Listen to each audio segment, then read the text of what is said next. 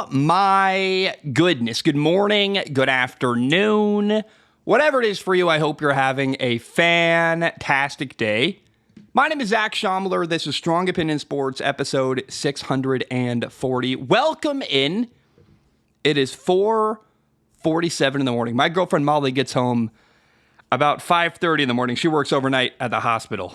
So we'll see. I'm going to do my best to make this a 45-minute episode. If she comes home mid-episode, we'll just have to take a little pause and then continue and finish.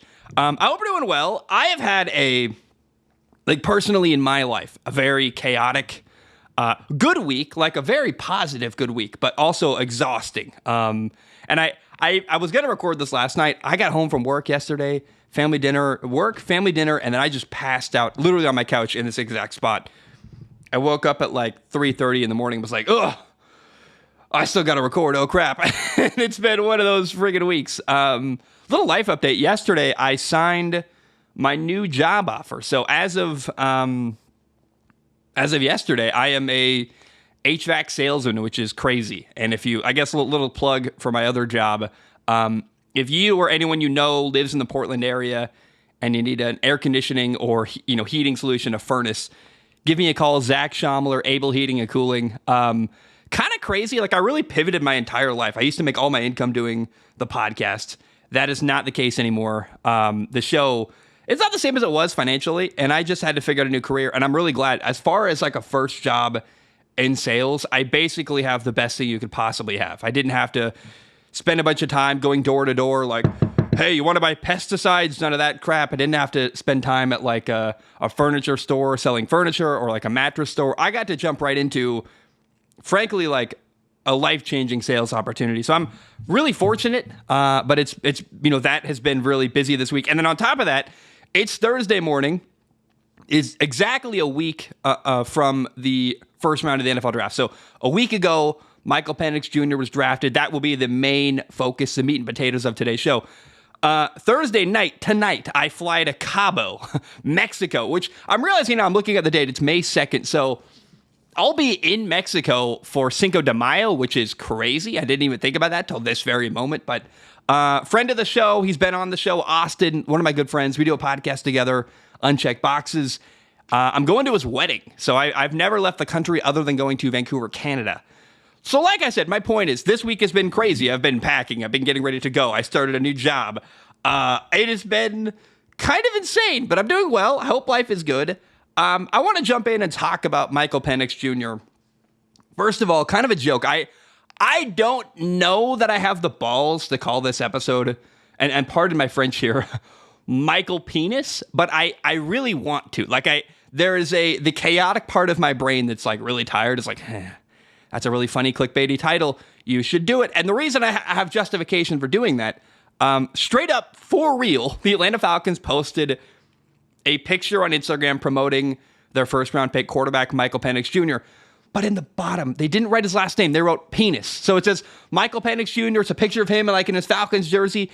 And the bottom right just says, again, penis out of nowhere. Again, it's probably, I want to give benefit of the doubt that it's like an autocorrect error and they just misspelled it. Maybe it's fake. Maybe like the thing I saw isn't real, but man, it was on the Falcons account, and I don't know how that could be. I don't know how someone could fake that. It was pretty, I was like, what? That's really? Either it's a colossal screw up or someone is sabotaging the Falcons and hates them. I have no idea. It's really hilarious. And so I just want to say that really happened, and I was like, oh, so, man, I have the screenshot to prove it. I'll put it on the screen. Wild. So Michael Penis, man, I think it's funny. I don't know that I actually have the balls to make the name of this podcast episode that clickbaity title, let alone is that in good taste. I have no idea, but it really did happen. And, like what?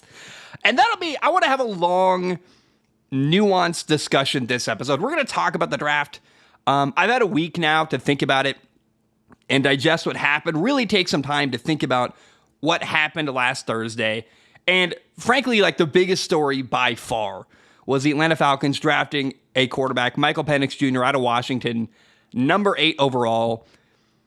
And it was a weird move. It was kind of like when the Packers drafted Aaron Rodgers when they had Brett Favre, or kind of like when the Packers drafted Jordan Love when they had Aaron Rodgers. It was like, you already have a quarterback, let alone the Atlanta Falcons. Let's be very, very clear. They just signed a quarterback this offseason, Kirk Cousins, to a 4-year, $180 million contract.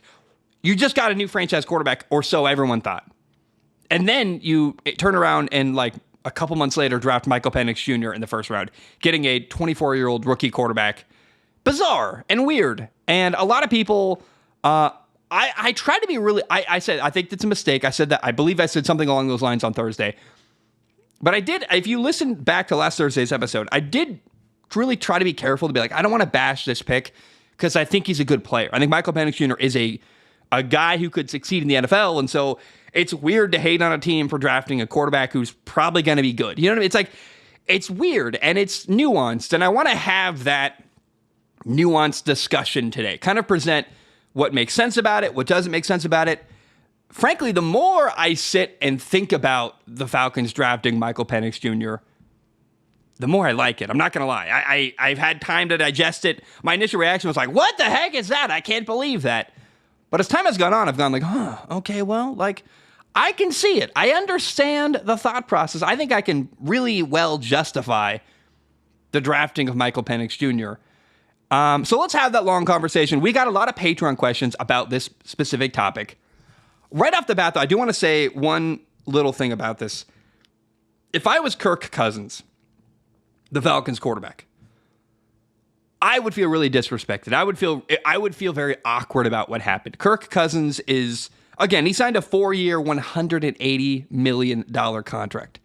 And if I was him, I would be like, what the heck? I thought we were trying to win a Super Bowl this year, and you instead have drafted my replacement. He's 35 years old. He's coming off of a torn Achilles. I don't know. And what's really funny is you go back and listen to some of the things Kirk Cousins said when he was first signed by Atlanta, talking about how everyone's all on the same page here. The owner, the GM, the head coach, and the quarterback were all headed in the same direction. And then the Falcons went out and drafted his replacement. So it's awkward and weird. Again, I understand if Kirk Cousins feels slighted or I don't even know. Like, I would feel disrespected and kind of like they're wasting my time. Hey, why did I sign a massive contract here if you're already looking ahead to the time after me and you're not supporting me with the picks to help me win a Super Bowl? I get that's one perspective here, but I want this conversation to be very, very nuanced. And so I ask you the question, what is the Falcons as an organization? What is their job? What is their goal as a franchise, as a business? What are they trying to do? Other than make money, obviously, they're trying to win games. Their goal is to win games, and not just win games now, but win games for the next 10, 15, 20 years. Literally the day of the draft, when Terry Fontenot, the Falcons general manager, drafted Michael Penix Jr., he said, look, Kirk Cousins is our quarterback now. Michael Penix Jr. is our future. So the plan to win games this year and the next couple of years, I would assume, is Kirk Cousins. But Kirk Cousins, again, he's 35 years old, coming off of a torn Achilles. The plan after Kirk Cousins is Michael Penix Jr. is our plan to win games. And honestly, I kind of like it. I really do. You get time for Michael Penix Jr. to sit and listen and learn and grow. And also you take Michael Penix Jr. off the board so that, hey, if maybe a division rival like Atlanta had wanted to move up in the draft and go get a quarterback, we know the Jets traded down. What if the New Orleans Saints had traded up to number 10 overall and drafted Michael Penix Jr.? Then you would have a really good quarterback in your own division you're competing against. So part of the thing is not only did the Falcons draft Michael Penix Jr., they took him off the board so no one else could have him. I like it. And another thing you got to really consider when you think about this situation, Terry Fontenot is the general manager in Atlanta. His previous job, he was a general manager of the New Orleans Saints. Oh, and by the way, that dude, Terry Fontenot, is a New Orleans kid. Grew up in Louisiana, Lake Charles. He went to high school. He went to college at Tulane. He then worked for the Saints for a long time. He knows the Saints organization really well. And he was there when they had Drew Brees. What did the Saints fail to do after Drew Brees retired and walked away from football? They failed to find a successor. On top of that, the current organization, he left the Saints and went to Atlanta. What did Atlanta fail to do after Matt Ryan? They failed to find a successor. They failed to find another plan to move off of their veteran quarterback into a younger quarterback. Say what you want about Atlanta. They've got a succession plan that makes a lot of sense. They've got Michael Penix Jr. ready, waiting. He's going to sit. He's going to learn. I felt really good about Michael Penix Jr. as I think you could argue the most pro-ready quarterback. I don't know that it's true, but I think people could make the argument he was more prepared for the NFL than Caleb Williams. I don't know that that's true. But when you look at Jaden Daniels, Caleb Williams, Michael Penix Jr., you could argue the habits, the accuracy, some of the stuff Michael Penix Jr. did, he was more prepared for the NFL, which is weird. I don't think he needed to sit. But man, I don't think it's going to hurt him at all to sit for a year or two behind Kirk Cousins, to sit, to learn, to grow, to be patient. And then I look at Bo Nix in Denver, who's likely going to be a starter week one in for the Denver Broncos under Sean Payton as head coach. Who's more likely to succeed? Sorry, I got a text. It's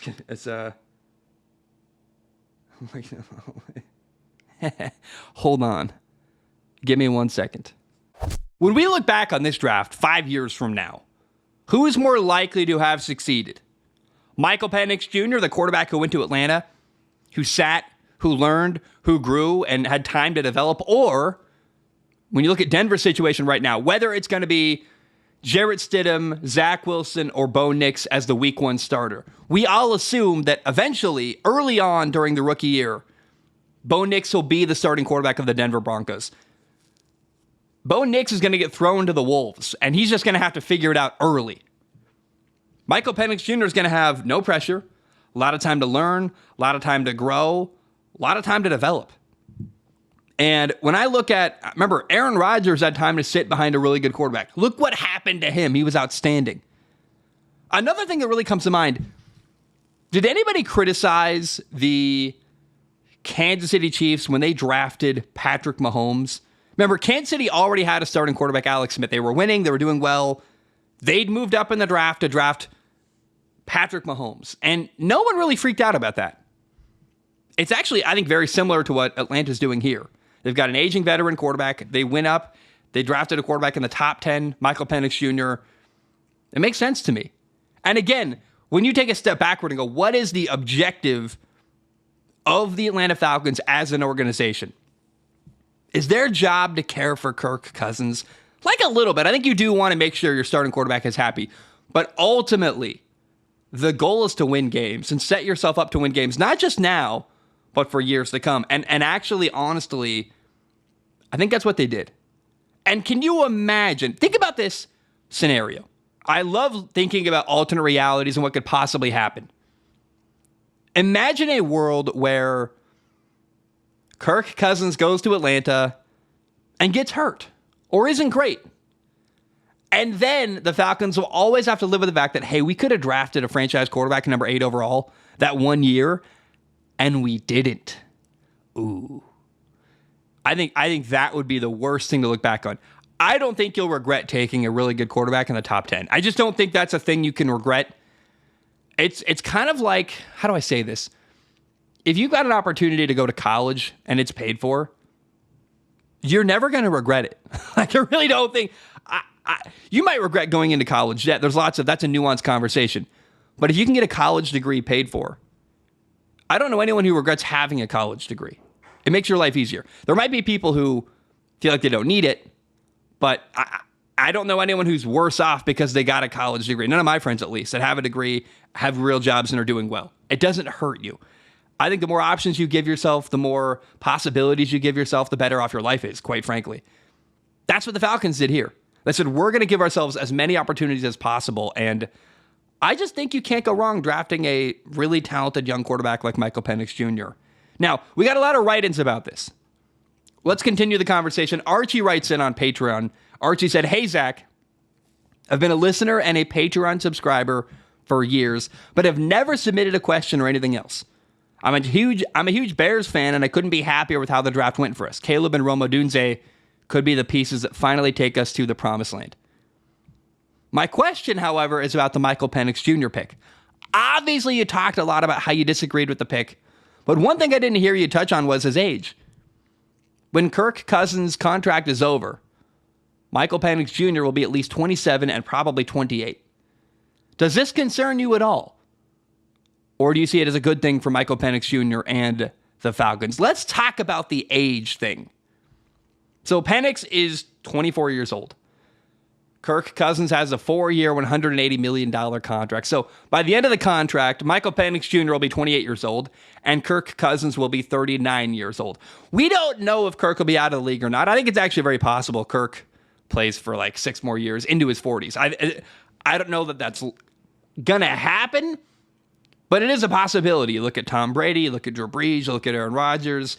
They're playing well into older age. Oh, and on top of that, the rules in today's NFL really allow for quarterback careers to be extended. Quarterbacks are protected like no other. You can't hit them. Now you can't even do hip drop tackles. Like, there's so many rules protecting quarterbacks and offensive players that are going to extend the lifespan, basically, of an NFL quarterback's career. So am I concerned about Michael Penix Jr.? What if he's 28 before he ever makes a start in the NFL? First of all, that's probably not going to happen. I can't imagine 4 years are going to go by without a single opportunity for Michael Penix Jr. to play at all. Whether Kirk Cousins gets hurt or it's week 17 or 18 and it's the end of the year and they put in the backups, there's going to be a moment where he gets on the field in the next 4 years. I guarantee that. But let's say that doesn't happen. Am I really concerned if he doesn't start his career till a little bit later? Oh, you mean he's not going to get hurt for a couple of years, not going to get hit, not going to get touched, and on top of that, he plays a position that can play till 40? I really actually, I don't love, like, I wish Michael Penix Jr. was 22 years old or 20 years old and had lots of, like Trey Lance is really young, and there's lots of young quarterbacks out there. But honestly, yeah, I mean, are we really that concerned about the age thing? Honestly, no. I think that, again, because of the way the rules are set up in the NFL, because we're seeing quarterback careers extended longer and longer, it's just not that big of a concern. I think Michael Penix Jr. could play 12 years after his, Kirk's contract is over. I think you could see Penix Jr. play to like 40. So, honestly, I think that what the Falcons did here, the more I think about it, again, they set themselves up to succeed now and in the future.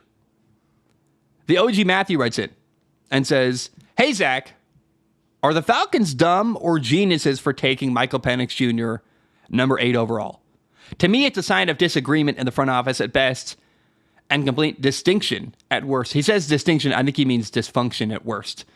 On one hand, we've seen teams like the Packers take a quarterback when they don't need one. The Packers were heavily criticized for not taking wide receiver to help Aaron Rodgers. He was unhappy with and disrespected by the pick and responded with back-to-back MVP years. Could we see the same with Kirk Cousins? Maybe, but I doubt it. What I think is concerning is the Falcons seem to have no cohesive plan for the future. Are they trying to win now or plan for the future? To be honest, they've been, quote, planning for the future since they lost 28-3, or since they had a 28-3 lead in the Super Bowl and lost. If they were going to take a quarterback at number 8, then why would you sign and tamper with Kirk for $100 million guaranteed? That makes no sense. The other thought is they took a quarterback because they are worried about Kirk Cousins getting hurt again and not being ready to go week 1. But if that were the case, they should have never signed him in the first place. At least not for that much money. And even if Kirk isn't going to be ready, why take a quarterback at 8? You could have taken one in the later rounds for insurance. Drafting Penix Jr. that high doesn't help their team now. I don't understand the picks. What are your thoughts? I don't understand the pick. What are your thoughts? Look, I think what you say makes sense. But look back to when the Falcons signed Kirk Cousins. You had no idea how the draft was going to work out. And I really think they said, look, we need a quarterback. We're not, and pardon my French, we're not fucking around. We are not going to miss out on a franchise quarterback this year. We didn't have a plan when Matt Ryan left. We're going to secure Kirk Cousins. That's our guy for now. We gave him a big contract. He's our guy. But because they have that attitude, hey, we're not messing around here. We're not going to not have a franchise quarterback. We're just not doing that again. We have a pick in the top 10.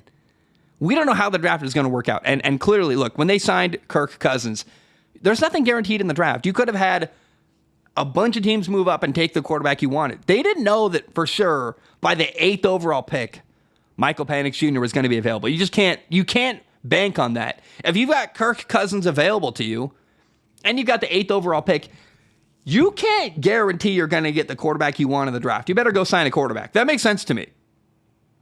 But on top of that, when Michael Penix Jr. is available, a quarterback that I think they loved, you can't pass on a guy you really want. And when you look at teams that have drafted a quarterback when they already had one, how often does it really go horribly wrong? The examples I can think of, and please write in, let me know, are there more examples that you can think of where it didn't work out? But I think of Kansas City drafting Patrick Mahomes. I think that worked out pretty well. And I think of Aaron Rodgers getting drafted by the Packers and Jordan Love getting drafted by the Packers. I think those are working out pretty well too. So if you have a franchise quarterback who's aging and a veteran, and you draft his replacement in the top 10 or in the first round, by my recollection, every example I can think of, it tends to work out. The young guy gets to sit and learn and prepare, and by the time his name is called, he's ready. He's had time to grow and prepare for his opportunity. One thing that I think is worth talking about, you say, even if Kirk wasn't going to be ready, why take a quarterback at 8? You could have taken one in the later rounds for insurance. Drafting Penix number 8 overall doesn't help your team win now. That's kind of the argument I made last Thursday when the draft happened. I said, I don't really get the pick. You could have drafted a player that would help you win this year. But let's really think about it. Who could they have drafted? Rome Odunze, Brock Bowers, a pass rusher maybe. Players that all have value for sure. But is there any position as valuable as a starting quarterback? No. I don't think that Rome Odunze is the difference between the Falcons winning and losing a Super Bowl. No matter what the Falcons did with that number 8 overall pick, did anyone think they're going to win a Super Bowl this year? I think they had a better shot than they did last year, for sure. Like, they're a better football team.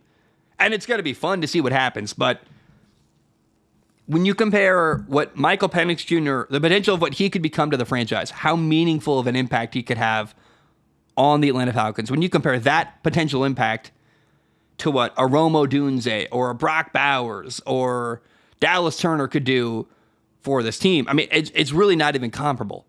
So I hear the argument. I even made the argument last week that, hey, they should have drafted a player that could help them win now. But the more I sit on it and think about it, the more I go, you know what, though?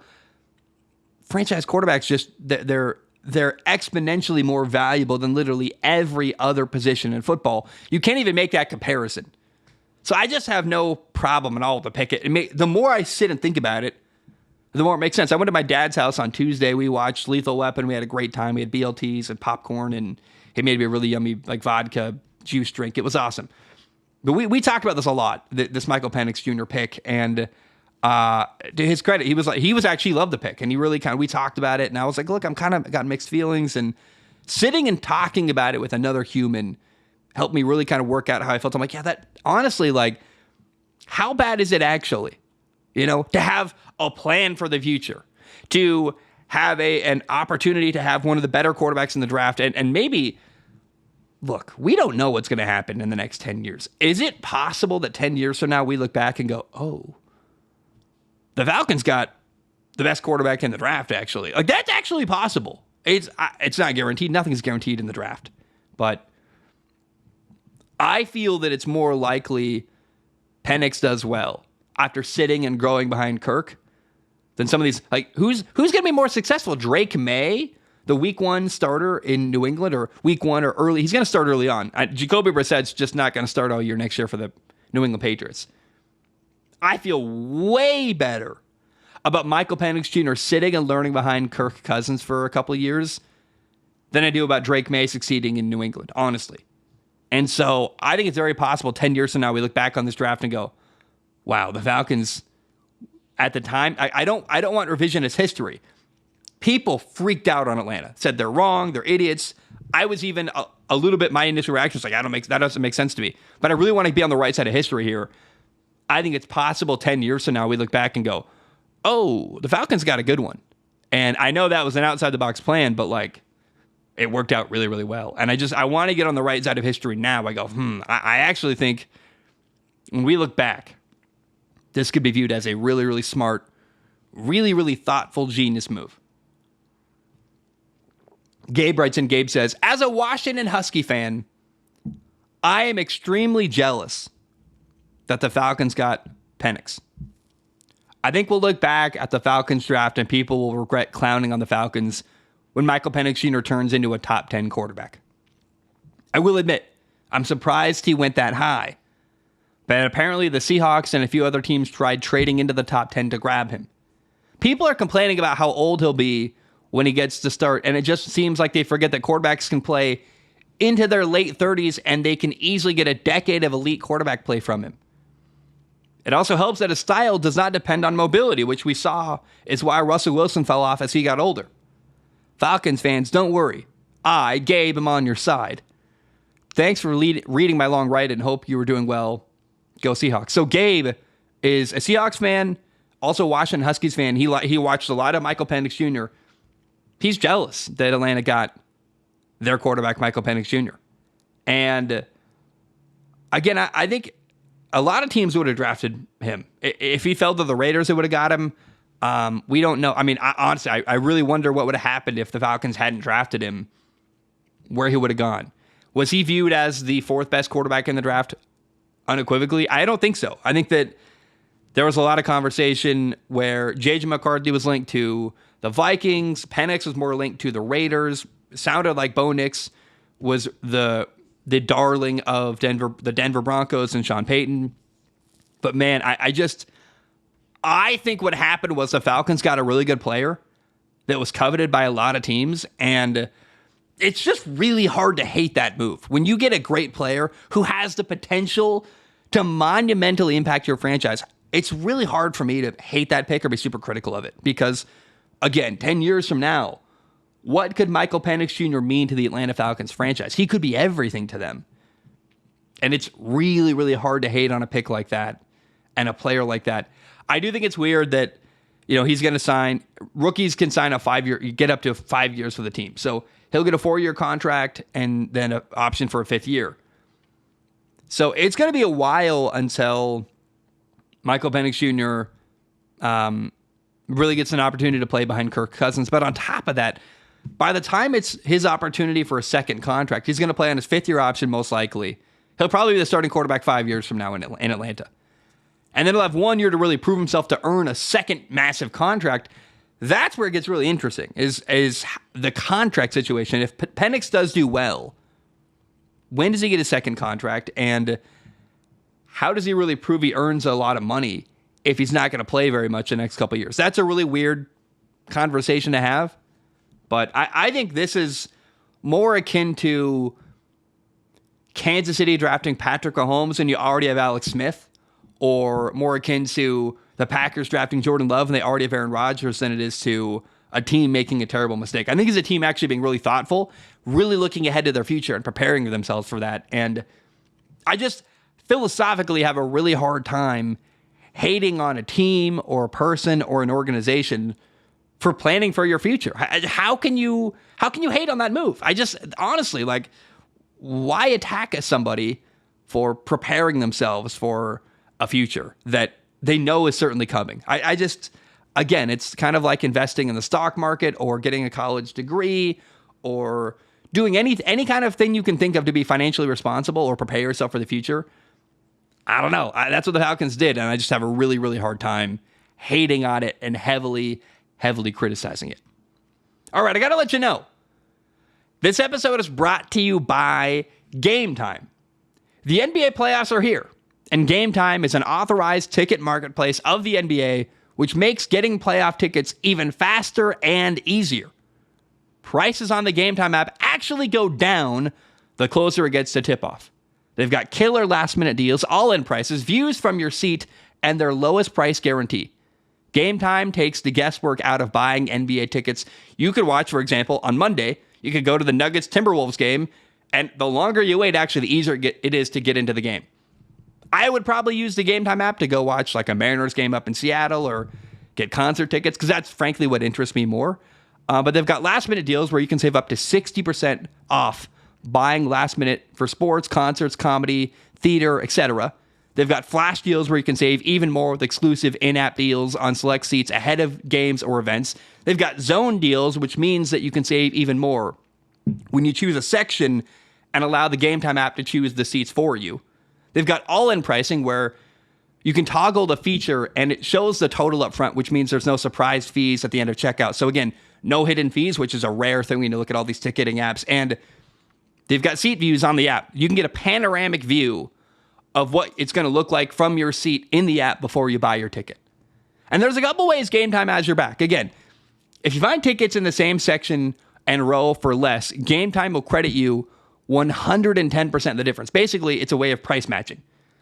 They've got job loss assurance. So if you lose your job and need a refund, Gametime has got you covered. They'll give you your money back. They've got event cancellation protection, which means that they've got an opportunity for you to have automatic full refunds for events that are canceled and not rescheduled. And they've got a 24-hour return guarantee where you can return your tickets within 24 hours from the time of purchase for a full credit to your Gametime account. No questions asked. So download the Gametime app, create an account, and use the code CLNS for 20% off your first purchase. Terms apply. Again, create an account and redeem with the code CLNS for 20% off your first purchase. Download Gametime today.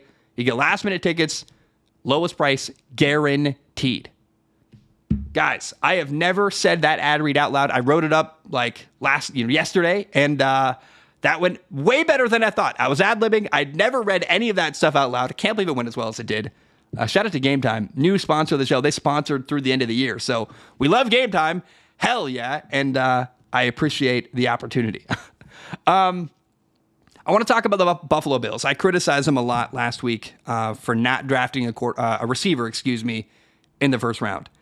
And what did they do? They traded out of the first round. They gave Kansas City an opportunity to draft a really, Xavier Worthy, a really fast receiver. They traded down again to the last pick of the draft. Then they traded, so they had an opportunity to draft another receiver. They traded that pick away to Carolina, who drafted Xavier Legette. I walked away from the first round last Thursday going like, what are we doing? Why are the Buffalo Bills not drafting a receiver? Well, they did, in fact, draft a receiver. They just waited till the first pick of the second round.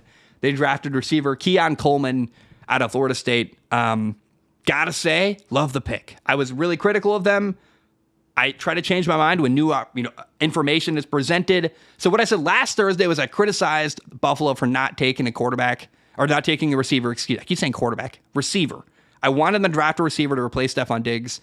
They did exactly that. And I think they actually got a player that fits them really well, Buffalo. They got a 6'4", really talented wide receiver who, dude, go watch Florida State last year.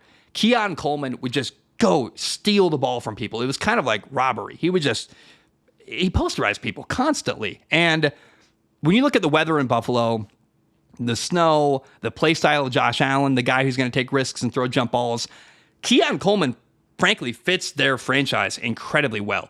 We saw Xavier Worthy go to, am I getting that name right? That feels wrong. Xavier Worthy. That is the name of the, I'm having like a senior moment. Xavier Worthy. Yeah, okay. Thank God. I get that. For some reason, Xavier Worthy was, I have a trip. Is that the right name? Yes, it is. Xavier Worthy in Kansas City fits really well there. They'll have a speed demon, a guy who can get behind defenders. But I don't know that in the snow and the weather of Buffalo, speed is exactly what you need from a receiver. You need a big body who can use that frame to get the football. And that's exactly what they got with Keon Coleman, the 33rd overall pick, the first pick of the second round. It's actually, again, I was critical of Buffalo last week, but frankly, I think they did the perfect thing for their franchise and what they needed.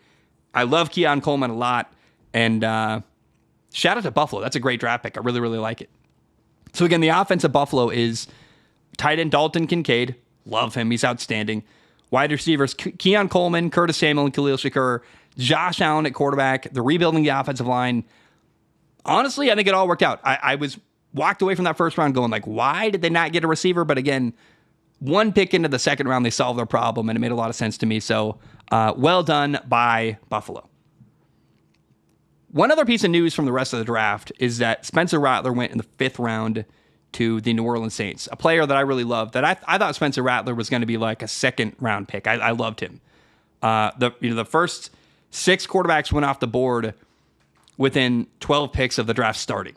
And then nothing happened again for another 150 picks until with the 150th overall pick, the Saints drafted Spencer Rattler in the 5th round. That's a long time. It's very weird. But I really like the Saints drafting Spencer Rattler. It's weird he fell as far as he did. There are concerns about his maturity from that TV show he did on Netflix in high school. High school's a long time ago, man. I think of the journey Spencer Rattler's been on from high school to Oklahoma and college, losing his job to Caleb Williams, having to transfer to South Carolina. He's matured a lot. I know people that know him. He's like a totally different person than he was when he was in high school in Arizona. Like I think it's weird NFL teams are so concerned about his maturity.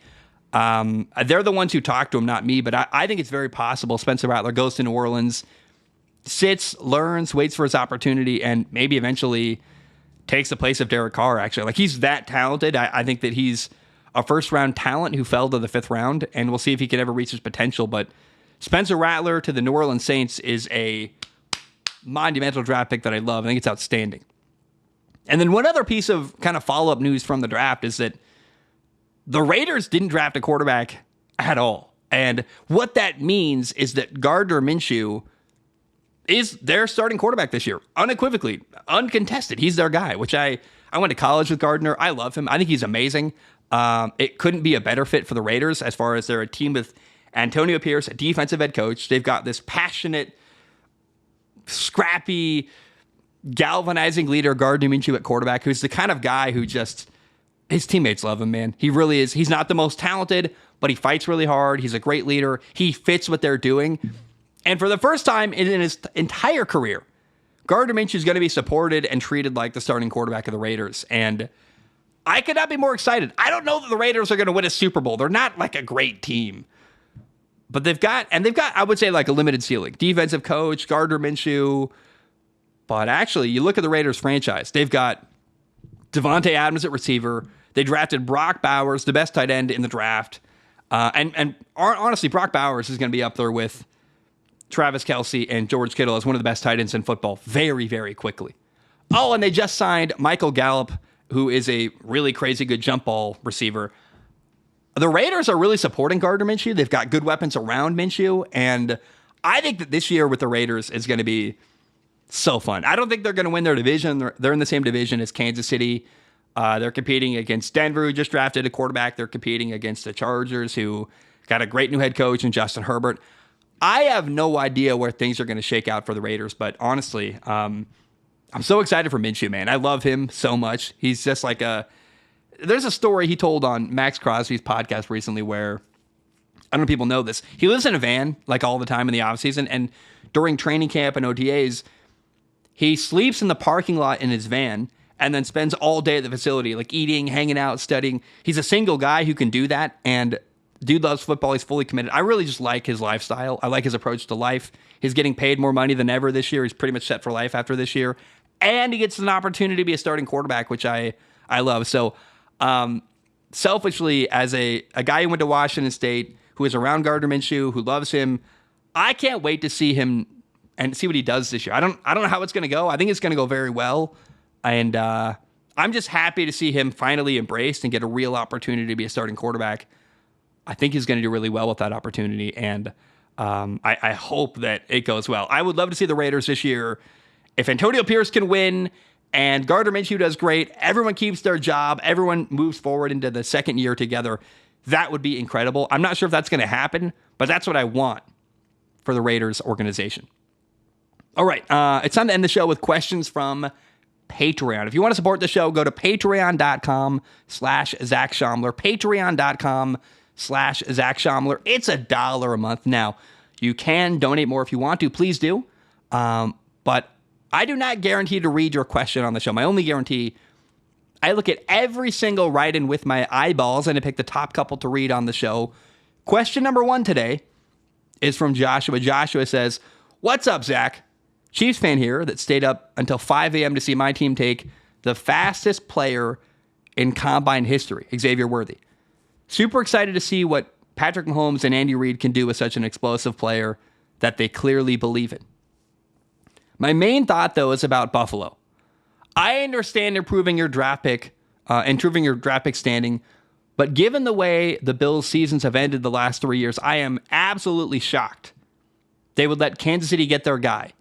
Seems like a great way to get fired to me, particularly given Buffalo needed a receiver. I'm interested in your take, but overall, my feeling is that Xavier Worthy will explode with a quarterback that won't underthrow every route he runs. I'm really enjoying all the content lately and appreciate all your hard work. Joshua. I think this question was written immediately after the draft last Thursday, before Buffalo drafted Keon Coleman. So that's one possibility here. Joshua, I'm actually not. I hear what you're saying, and I think Buffalo, the guys in Buffalo are at risk of losing their job regardless. Sean McDermott, the coach, the general manager. It doesn't really matter what Kansas City does. They got to take care of their own business, and I think it's very weird they gifted Kansas City Xavier Worthy. That move is awkward to me. I don't really understand that. However, I think they would have got him a couple picks later anyway, and I don't know that speed is everything. When we look at Xavier Worthy, the fastest player in combine history. The guy before him was John Ross, the fastest player in combine history. He did absolutely nothing in the draft. He was drafted in the NFL. He was drafted in the top 10 by Cincinnati and literally did nothing his entire NFL career. Like, did not become a great player. Speed is not everything. When it comes to combine speed, that's not exactly speed in pads either. He's a great player. I think he's going to succeed. It could be like Tyreek Hill, where he's a guy kind of comes out of nowhere, kills it, becomes a superstar. That's very possible. And the question really becomes, is Xavier Worthy going to be more like Tyreek Hill or more like John Ross? We've seen speed work for some guys. Tyreek Hill is a speed demon who runs right by people and has a ton of explosive plays and is incredible. Maybe Xavier Worthy is a second coming of Tyreek Hill, who, remember, got a start in Kansas City. But maybe he's more like John Ross. Or even Sky Moore is a player they drafted recently who was really fast and they loved and thought could be a replacement to Tyreek Hill, who really didn't turn into much. Sky Moore is kind of an afterthought when you look at Kansas City.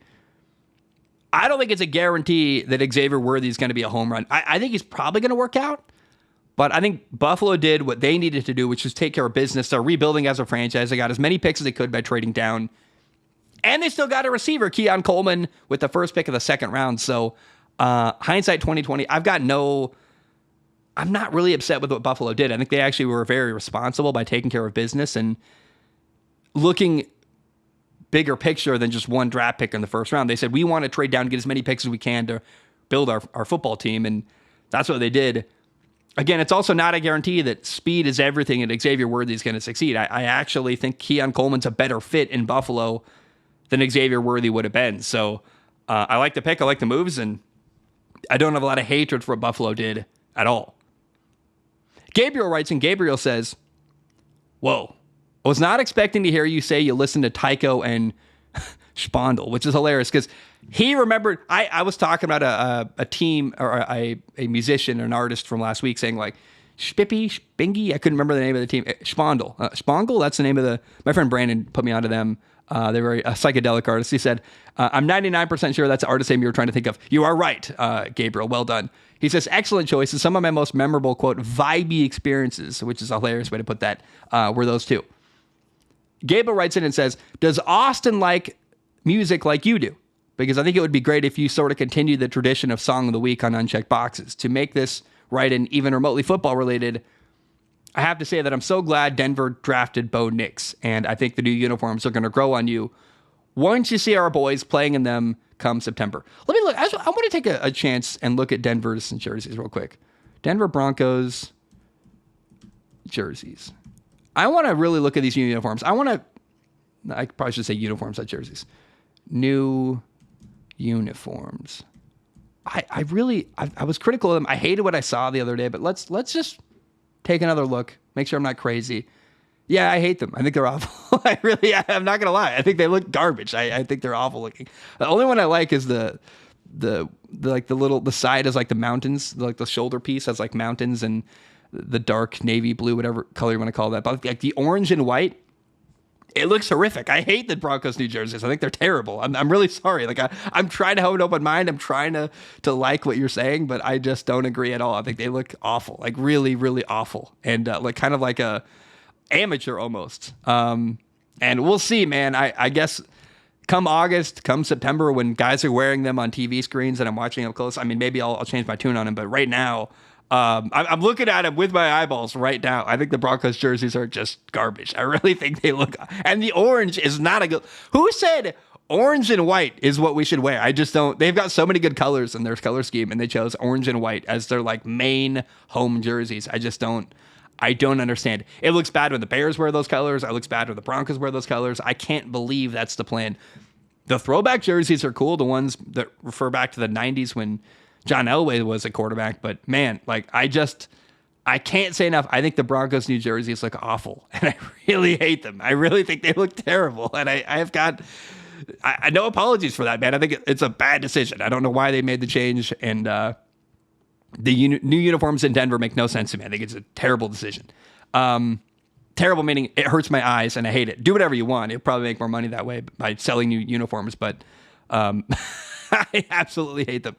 Colin writes in. Colin says, "Hey, Zach, a second follow-up on the car topic." So we're now 3 questions deep on the car topic. I should tell you, by the way, we're doing follow-ups today.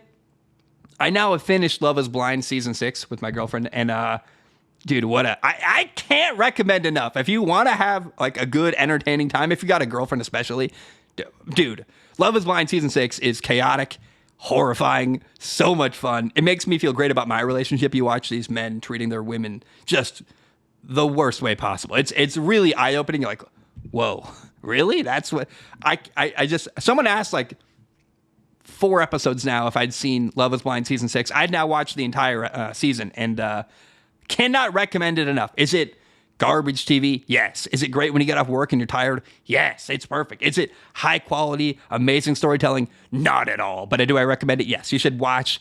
Absolutely. It's on Netflix. Watch Love is Blind season 6. And dude, it's fantastic. On top of that, by the way, God bless Molly, dude. We were watching. So we finished Love is Blind season 6, and I was like, hey, they got Love is Blind Japan. And I told her, like, I'm not going to watch an entire season of this. I want to watch one episode. And I proceeded for like 2 hours to skip through every episode of Love is Blind Japan, like slowly watching which couples were doing well and like all the key moments of that season. For like 2 hours, I watched Love is Blind Japan, which is, by the way, entirely in Japanese. There's no English dub. I'm like reading subtitles for 2 hours, trying to understand what's happening. And I loved it. Love is Blind as a concept. They're not going to do season 2 of Japan, I would believe.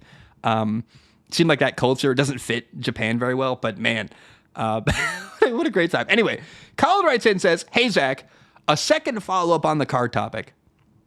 You asked where I live. I'm actually the same guy that wrote in about moving from Cincinnati to Arkansas last year." Colin, I totally remember you. I love you. That's awesome. I forgot that. I didn't make the connection until you wrote in about it, but yes, I remember that exactly happening.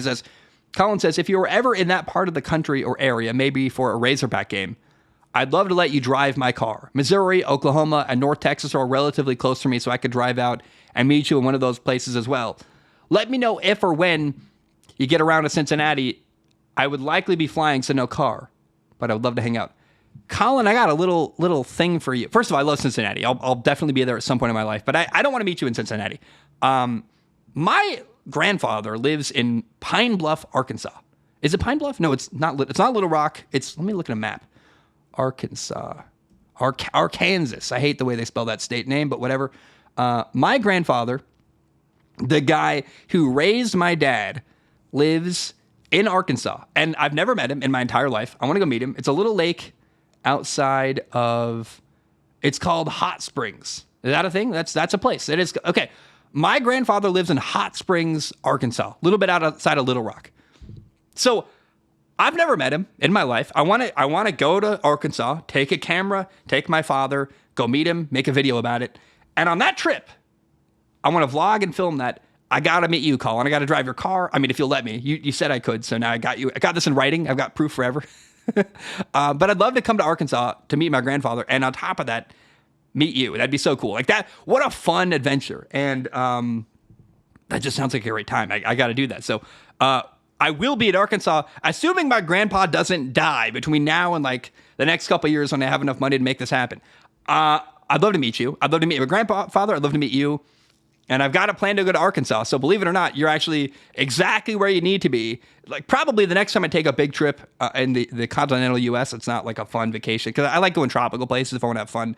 But I like also going to weird places in America. I want to go to West Virginia. I want to go to Arkansas. The next big trip I take in the U.S. that's like on the continental U.S. is going to be probably to Arkansas. So you're exactly where you need to be. I'd love to meet you. I want to see Arkansas, and I want to drive your car. That'd be so fun. And that's what the cool thing about this podcast is. I meet people like crazy. Like people come to Portland. People came to visit me in Hawaii. People I never thought I would meet in my entire life I've met. The fun of doing this is building like a little community, and for sure I'll be in Arkansas someday, and would absolutely love to meet you, Colin. That would be a lot of fun. And please, let's make that happen. All right, best name on Patreon ever goes to Reefer Madness. Reefer Madness writes in and says, "Hi, Zach. I have thoughts I'd like to share with you. Number one, I just want to tell you as a Bears fan, I've never been happier and more excited. Growing up watching Bears games with Jay Cutler and Josh McCown was horrifying. So finally, to have a promising offense is surreal. Genuinely can't believe it. My second thought is, what the heck do you think the Saints are doing? Not drafting a quarterback to replace Derek Carr in round one is concerning to me. They're too good to end up with a top 5 pick, but too bad to really compete in the playoffs well. What direction do you think they need to go? Because right now, they don't seem to be going anywhere." I think it's weird to hate on the Saints for not drafting a quarterback in the first round. By the time they picked, everyone was gone. Literally 6 quarterbacks were drafted in the top 12 picks. That's never happened before. That's crazy. And then you're at risk of like forcing a pick to get a player that is not deserving of a first round pick. So I actually think the Saints did the right thing. They built their team. They stayed pat where they were. And then ultimately they got a guy, Spencer Rattler, who's got potential to replace Derek Carr. And they got a guy who's got potential to be a franchise quarterback in the 5th round of the draft. So I think honestly, the Saints kind of killed it. I totally disagree with you. They got a tremendous value in the 5th round with Spencer Rattler. He's got a lot of potential to replace Derek Carr. And again, they didn't force it. I think that they did perfect. I really disagree with you. I think they've got a plan. Spencer Rattler is their succession plan if anything happens to Derek Carr. And I think they did the right thing by not forcing their hand and overdrafting somebody. So, yeah, I just disagree. I think that's their plan, and they're doing the right thing. I don't have any really criticisms of the Saints at all. I think they did the best they could in a tough situation.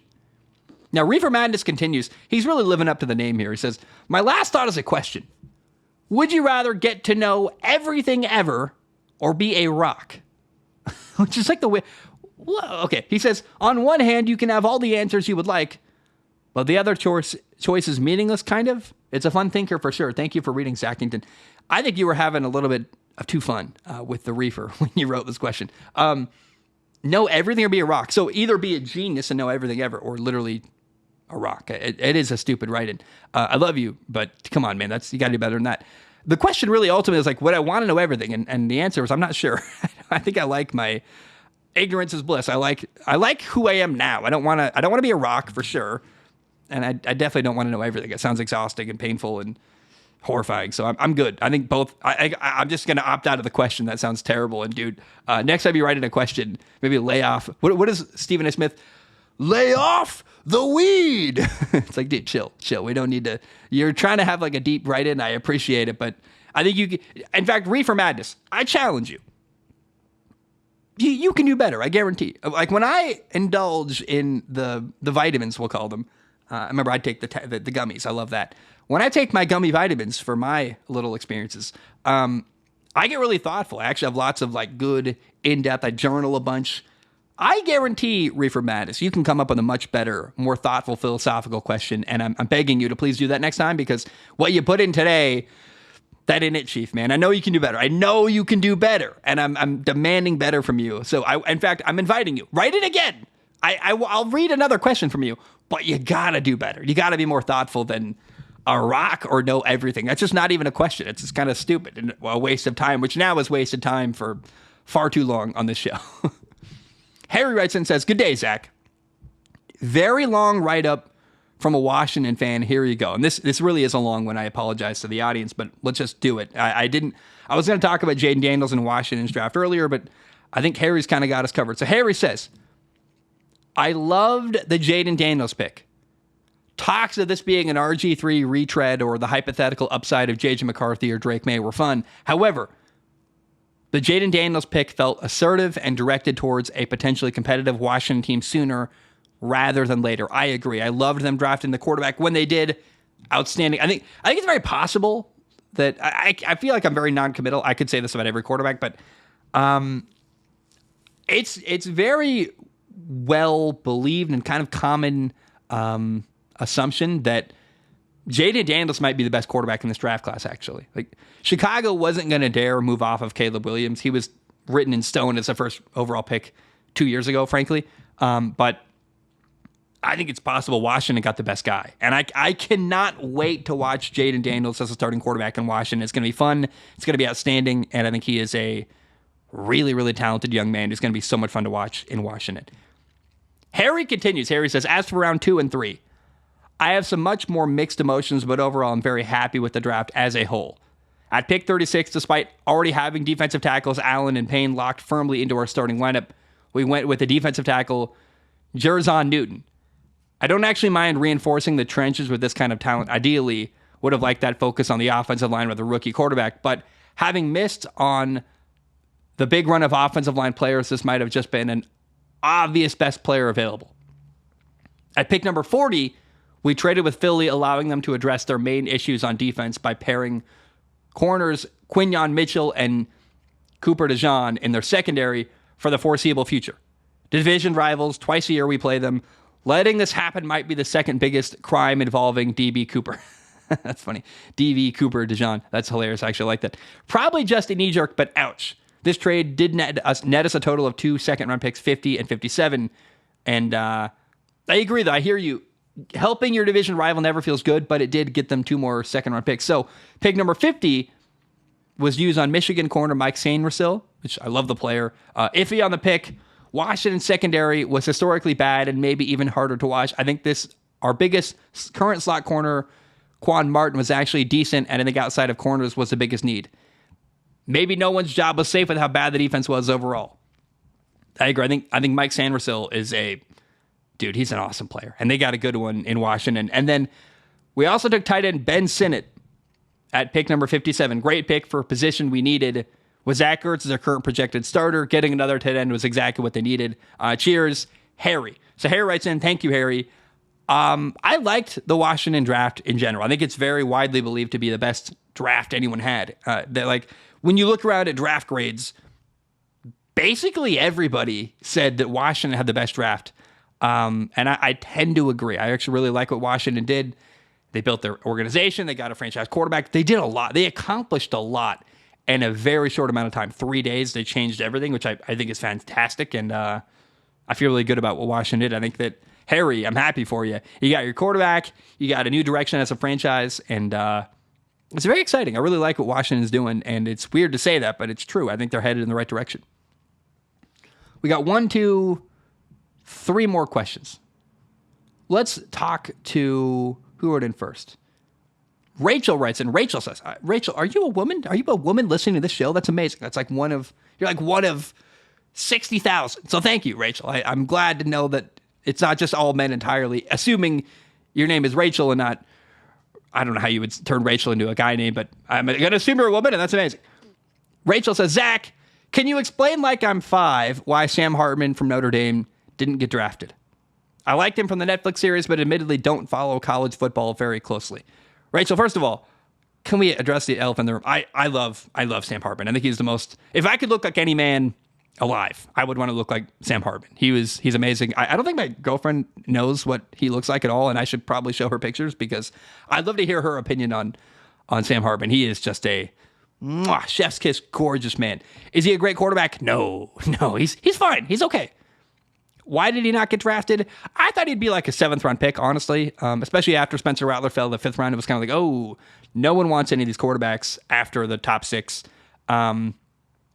Why didn't Sam Hartman get drafted? Because he's not that good. I mean, it's just the short, kind of boring answer is he looks good. He speaks really good. He'll probably be a broadcaster someday, if he's not The Bachelor or something.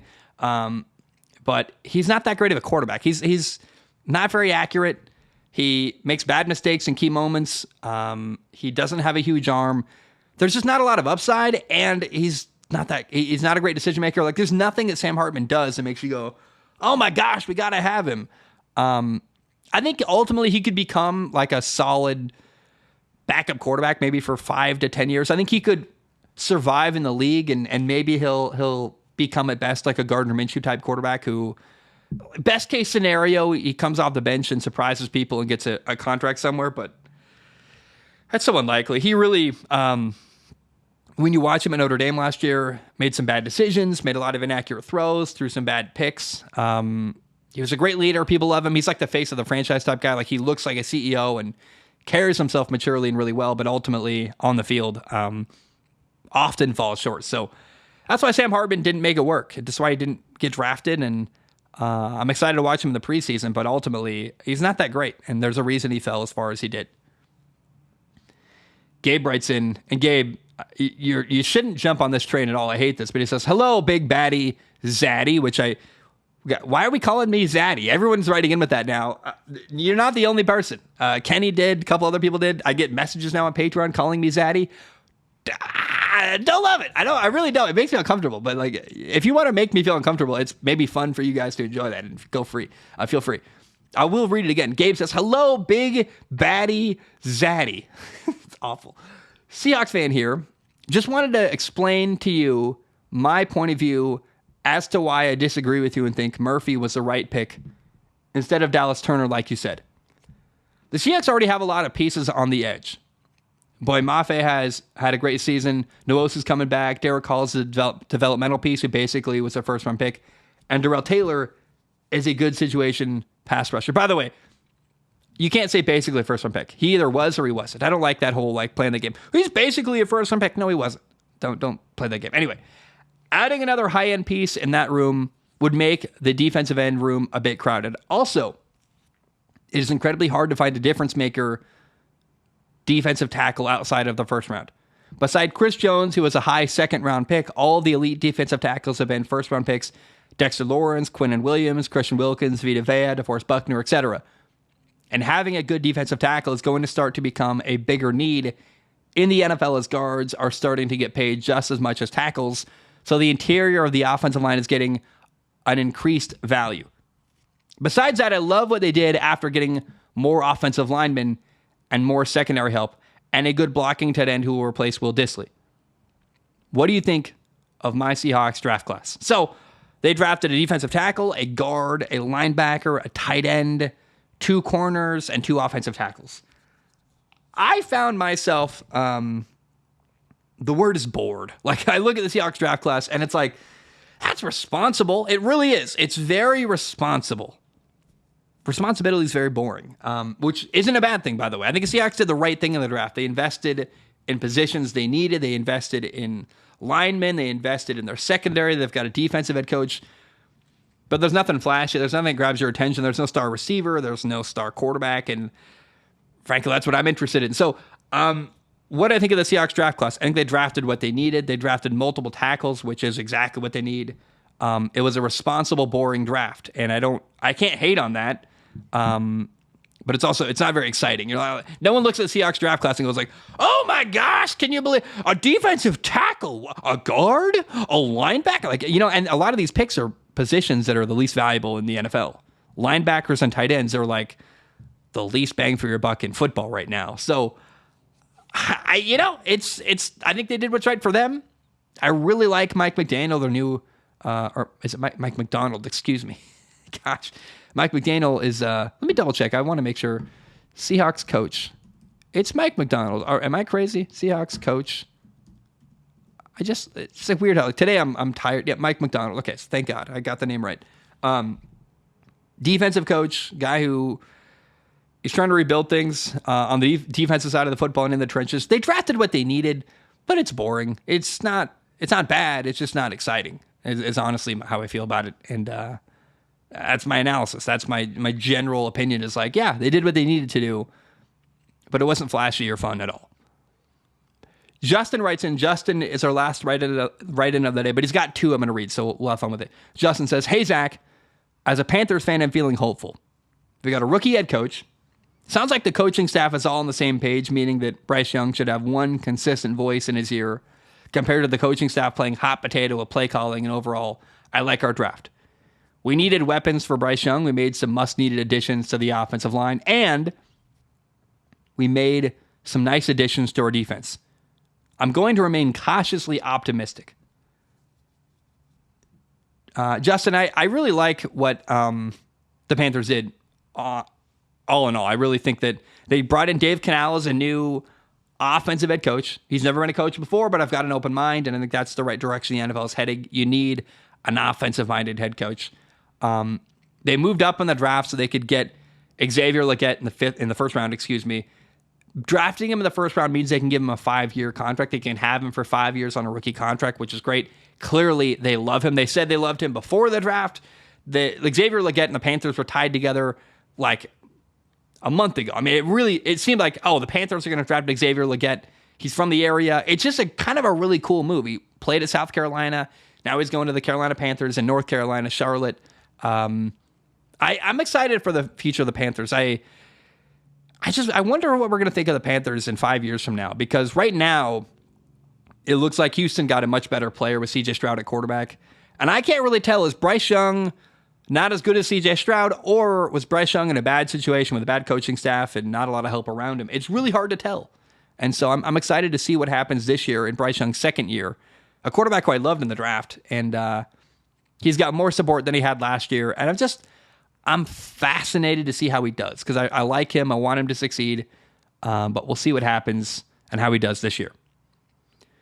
Justin, final write-in of the day. Justin writes in and says, non-draft related, but let me tell you what I mean. He says, let me tell you what, man. So English is hard. Reading out loud is hard. Justin says, this is not draft related, but let me tell you what, man. I absolutely ate shit while bike riding today. At the time of writing this post, I was going around a corner a little too fast and my wheel lost traction, I guess. I flew forward and landed on my left shoulder, as well as hitting my forehead, giving me a cut. I was wearing a helmet, but it didn't cover my forehead. Also, friction burned the hell out of my arm. I went to urgent care and got told I have a mild concussion as well as a moderate AC joint hypertrophy, which I've never heard of before, but I'm sure it's a thing. Yikes, doing okay though. I was just morbidly curious as to if you have ever had a gnarly injury from football or just life in general. Okay, yes, first of all, I got really badly hurt my freshman year of football. A guy, Cole something. He's a big 6'5" dude. He's a massive guy. He went to Barlow High School. Came up under my helmet. I needed stitches on my chin, and my lip got torn open and got not stapled together, but butterfly stitched together. So I had stitches on my face, and I want to tell everyone I played the next week of football. So I didn't even miss a game, but I got really badly cut horribly my freshman year of football. And again, very proud. Probably had a concussion, but didn't care. I did not miss a game, which I'm sure I'll pay for later in my life. But the worst injury I've ever gotten was actually playing airsoft. It was I have no idea. I don't think I've ever told this story in the podcast. It's the last day of school in 5th grade. So heading into 6th grade, I'm leaving elementary school, going to middle school. It's the last day of school has ended. So it's basically it's summer now. I'm like, oh my gosh, summer break. Hell yeah. And I was playing airsoft with my friends in my friend Justin's backyard. Ironically, Justin wrote in this question. I was in Justin's backyard. My friend Justin, I won't say his last name, but I know who he is. I'm thinking about him. Really cool. They had a fence it ran along their backyard, but it didn't really do anything. It was in the middle of their backyard. It split their backyard in half, but it kind of was nonsensical. So they had this fence, and part of the fence is down. So it's a long run, little gap. I'm running through the gap with my airsoft gun, and we're shooting each other. And I trip and I fall.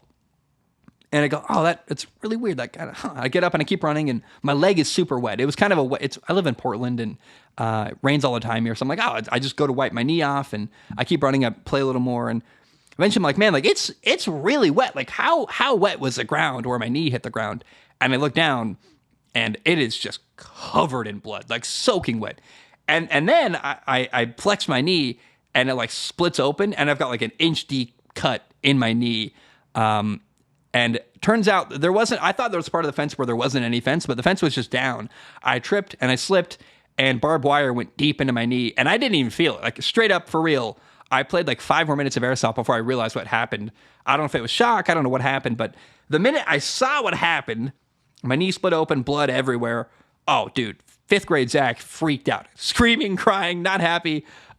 Weird though, no pain until I saw it with my eyeballs. Then I probably got scared and freaked out, but got a tetanus shot, got gnarly stitches. If you ever meet me in real life, Justin, ask me to see my weird scar on my knee. I've got a massive scar on my knee, but it's not even from anything cool. It's not like I tore my ACL playing football or like got hurt in some heroic way. No. I tripped on a fence and got barbed wire in my knee and got a tetanus shot and horrible stitches. So, and like it really was like an inch deep into my knee. It was really wild actually how like, and still the scar is like massive.